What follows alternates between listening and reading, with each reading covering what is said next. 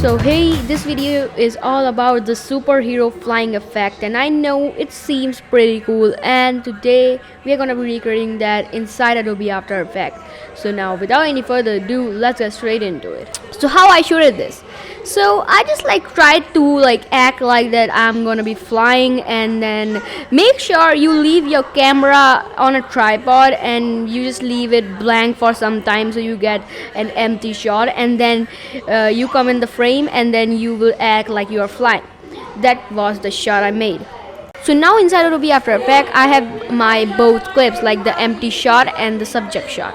So now after setting up all the things, you have to duplicate your subject layer and then double clicking on that. After double clicking, you have to choose the roto brush tool and then rotoscope your character out.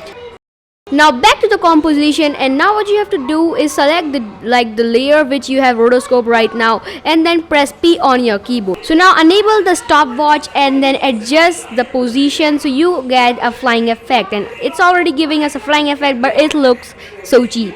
Now pre-compose every layer, and now it's your choice to add elements to that like dust particles, and make sure you add CC force motion blur, so it will get a motion blur and it will look real. And you can also add some sound effects if you want, and then some color grading, and you got the results.